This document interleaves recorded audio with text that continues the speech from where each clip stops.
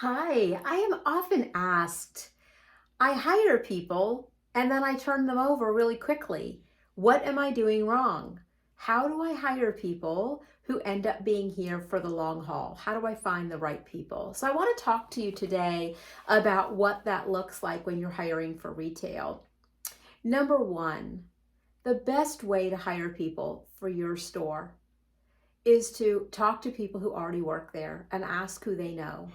People love working with friends and they know the expectations. And so when they go looking for people for you, they know what to tell them.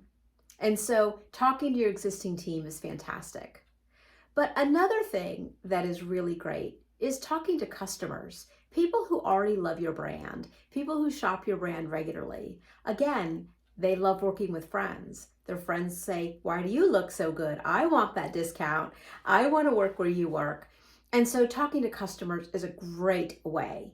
But if you are going through a pile of applications or a portal that's filled with applications, it's really about how you're screening. What are you looking for? Are you looking for someone who's worked in retail? Because you can teach that.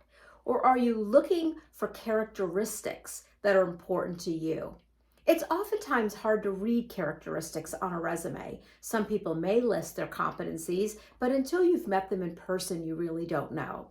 So if you're hiring for retail, you need to meet them in person. You need to see what their energy is like. You need to see what their personality is like. And I'm going to encourage you to really be hiring for those things. Again, you could teach someone how to sell your product. You can teach them product knowledge and your selling model and things of that nature. What you can't really teach is how to engage with customers, right? That needs to come from someone's heart. They're really excited to wait on customers. They're excited about the product.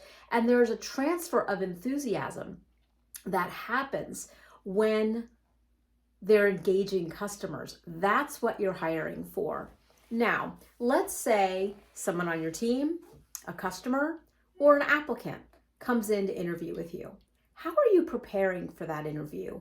Do you have some questions ready? Does your company provide an interview guide that helps you ask the right questions? Asking the right questions is one thing. Knowing how to probe a little deeper is another. So when you're getting ready to do an interview, make sure that you have really invested time. It shouldn't take more than 15 or 20 minutes to go deep into the resume and put together some questions that you're curious about. It's really what a resume is designed to do. It's designed to trigger our curiosity so that we want to meet the person and learn more. I often talk to managers who say, "Oh, I love this person, I'm hiring them." Well, what evidence do you have that you love them? Did you love how they looked? Did you love how they spoke? Did you love something else about them? And so it's important not to jump to conclusions, but rather have evidence that tells us this is a good candidate. So you've now prepared for the interview. You've spent 15 or 20 minutes. You've pulled questions together. Now your candidate comes in. Now it's time to assess their demeanor, their personality, their energy. Are they quick to make eye contact with you? Are they quick to engage with you? If they are darting eyes and not making eye contact with you, chances are good they may not with customers. Now, in all fairness, people are nervous when they come to an interview. So it's really up to us to get them warm and comfortable and just feeling relaxed so that you can really evaluate their true self. You don't want to evaluate in the first few seconds, but your gut is your gut. So, don't make excuses. Oftentimes we don't have a hiring bench, meaning a talent list of people that we can go back to when we have an opening. And so when we suddenly find ourselves facing an opening, it's usually at the most inopportune moments. And then we feel desperate. And when we hire when we're desperate, we often make mistakes. So you're interviewing them. You like their body language, you like their energy, you like their personality, you like the way they answer your questions. Terrific. Now, at some companies, they want you to bring them back for a second interview. Others will just let you do it right there. So however your company prefers that you do interviewing, follow that process. But either way, make sure that you have them just spend 5 or 10 minutes walking around the store, giving you feedback on what they see. Why are you doing that? Well, you're trying to get a sense of what attention to detail they have. How are they going to add value to your store?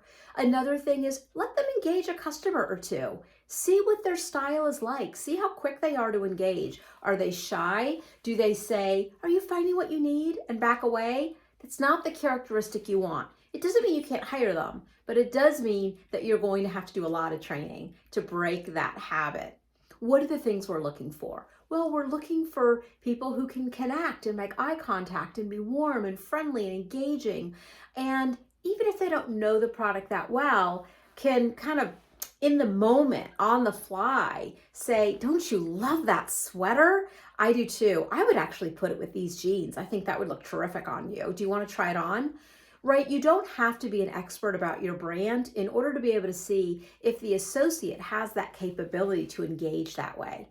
So I hope that these tips are helpful. I promise you, if you leverage these ways of thinking about interviewing and actually interviewing people and engaging with different customers, team members, as well as your applicant tracking system, you too can hire talent that is going to be with you for the long haul. I hope you have a terrific day.